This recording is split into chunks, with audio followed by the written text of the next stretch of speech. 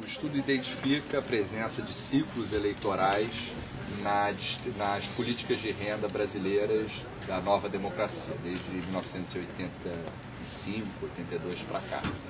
E o que acontece é que em anos eleitorais a renda aumenta, em anos pós-eleitorais a renda cai e a pobreza tem o caminho inverso. E isso quer dizer de alguma maneira que essas estratégias de distribuição de renda são usadas politicamente? Existe o uso político de políticas de transferência de renda, agora existem outras qualidades. Quer dizer, algumas políticas de renda são só eleitoreiras, outras são eleitoreiras e reduzem a pobreza, e outras reduzem a pobreza sem ser muito eleitoreiras. Quer dizer, eu acho que tem programas como Bolsa Família, que nem atinge um público que é ativo em termos eleitorais e tem um grande impacto sobre a pobreza. Existem outras menos focalizadas no pobre, acho que o próprio reajuste do salário mínimo, que tem um poder. A Bolsa Família, cada real que você dá de Bolsa Família tem 2,5 vezes mais chance de chegar num pobre do que o reajuste do salário mínimo. Então acho que o Brasil deveria, se quiser combater a desigualdade, optar mais por políticas mais focadas nos mais pobres. Mas você acha que os programas sociais eles são feitos olhando para as urnas, é isso? Os dados mostram que de todos os governos, justiça seja feita, os programas as políticas sociais nos últimos anos, as políticas econômicas, pacotes inflacionários nos anos 80, metade dos anos 90, quando a inflação era alta, eram feitos em sintonia perfeita com o calendário eleitoral. Os dados não nos permitem rejeitar o uso político da política econômica e social para fins eleitorais. O que significa esses 6 milhões de brasileiros que cruzaram a linha da miséria em 2006 e parece que há comparação também do seu estudo de um período do governo Lula com um período de 93 a 95 do governo Fernando Henrique? Significa que a pobreza, pela primeira vez, varou a faixa dos 20%. Ela, em 93, ela atingia 36% da população, agora atinge 19%, caiu 45% nesse período. Acho que é uma conquista importante. Nos últimos anos ela foi acompanhada por redução da desigualdade. Eu diria que a década que a gente está vivendo agora, até agora, se mostra a década da redução da desigualdade. Eu acho que é o marco principal, assim como a década passada foi a década da estabilização, e a década de 80 a década de democratização. Acho que a grande conquista brasileira dessa é a redução da sua enorme desigualdade, embora ela continue num nível muito alto, e o que ela tem proporcionado é uma redução muito forte da pobreza.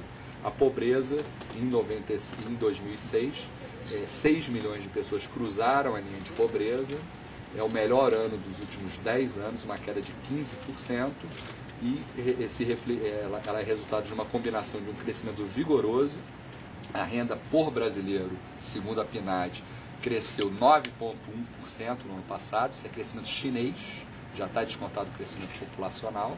Dos mais pobres, cresceu 12%, nos 10% mais ricos cresceu 7,8%, cresceu bastante também, e não é os mesmos números que a gente vê nas contas nacionais. Quer dizer, os números da PNAD mostram um Brasil chinês, é crescimento chinês para todos. Até 2004, estava havendo crescimento forte apenas na base da distribuição. Agora ele está generalizado segundo a PNAD. Eu acho que a PNAD coloca uma questão importante: somos Haiti ou China? Eis a questão. Essa pesquisa que foi feita, o que ela mostra? O que o governo Fernando Henrique Cardoso e o governo Lula têm em comum? O que apareceu? Na verdade, eles são parte do mesmo processo histórico. O Fernando Henrique ele estabilizou a economia, ele universalizou a educação, ele começou a trilhar pelo caminho dos programas focalizados de combate à pobreza. O Bolsa Escola é um bom exemplo, e ações na área de saúde importantes. E o governo Lula ele deu uma certa continuidade à estabilidade do Fernando Henrique, levou os programas sociais a níveis maiores, hoje atinge 25% da população, o Bolsa Família, é um programa bem focalizado, e o resultado a gente está vendo agora. O Brasil está conseguindo reduzir a sua desigualdade de uma forma que nas séries históricas a gente não viu. Quer dizer, essas notas de R$500 que estavam jogadas na calçada, e que essas oportunidades de melhorar a situação de vida do brasileiro está sendo tomada, e eu acho que é uma sequência. Eu acho que o grande colheita hoje vem quer dizer, acho que talvez o Lula seja o pai dessa redução recente da pobreza, mas o avô dela chama-se Fernando Henrique Cardoso. O que é preciso fazer nos programas atuais, como Bolsa Família, etc., como outros, para que eles não percam o ritmo? Eu acho que você precisa focalizar, porque vai chegar um momento que você não vai ter recursos para continuar a avançar. O problema é que para reduzir de novo a desigualdade e a pobreza com base em Bolsa Família, por exemplo, ou em salário mínimo, você vai precisar ter mais recursos. A gente já está num nível difícil de recursos. Então, o que você tem que fazer é fazer melhor. É fazer o dinheiro chegar no pobre, transformar a vida do pobre é importante. Acho que é importante também a gente começar a pensar nas chamadas portas de saída da pobreza. Eu acho que esse plano o PAC educacional lançado, eu acho que é uma estratégia interessante, tem várias interrogações, mas acho que a sociedade brasileira começa a se debruçar sobre essa questão. E eu acho, quer dizer, que na verdade o Brasil tem que alongar mais os seus horizontes, olhar menos para o curto prazismo, para o ano seguinte, a gente tem que olhar 15 anos na frente. Para isso, educação é fundamental, mas sem esquecer as pessoas que são muito pobres hoje, que eu acho que o Bolsa Família, em particular, atende de uma forma, da mesma forma que o Bolsa Escola anteriormente atende, coisa que programas anteriores de transferência de renda não conseguiam fazer. Segundo os nossos cálculos, com R$12 mensais por cada não miserável, seria o menor custo para erradicar a miséria, para aliviar totalmente a miséria no Brasil. Mas esse dinheiro tinha que chegar perfeitamente aos miseráveis no tamanho da necessidade. Ou seja, não é caro, é barato. Eu acho que o Brasil acordou para isso nos últimos anos. Agora, depende de como é que você faz isso. Se você, por exemplo, faz uma renda mínima universal, vai custar 10 vezes mais do que isso. Não vai ser 12, vai ser 120. Se tiver um custo de intermediação nesse processo, vai ser mais alto. Eu acho que a gente tem que pensar em soluções simples, soluções que visem o pobre, façam o dinheiro chegar no pobre e também pensar em transformar a vida deles, porque não dá para ficar numa política compensatória ad eterno. Eu acho que tem que, até porque o pobre não quer isso, o pobre quer andar com as suas próprias pernas. Mas a boa notícia dos dados da PNAD também está na geração de trabalho. O Brasil gerou nos últimos anos cerca de 7,3 milhões de postos de trabalho nos últimos 3 anos, e nesse ano indica que talvez ele gere os famosos 10 milhões de postos de trabalho em 4 anos, de 2004 a 2007.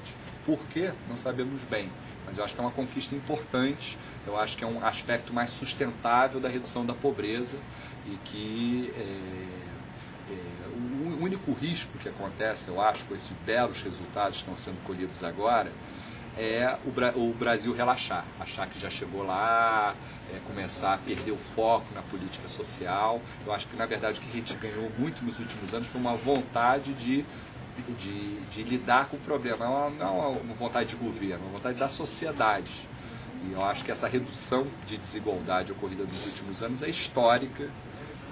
A diferença é que, nesse ano, além da continuidade da redução de desigualdade, a gente tem um crescimento chinês. Então essa combinação levou a essa redução de pobreza de cerca de 15%, que é o melhor ano em 10 anos. O que leva a crer que em 2007 esse processo de alta e queda ele não vai ser repetido? Não, eu acho que os dados de 2007 mostram que o 2007 talvez seja um ano comparável ao de 2006. Obviamente é difícil. O nível de exigência é muito alto, a pobreza caiu 15%.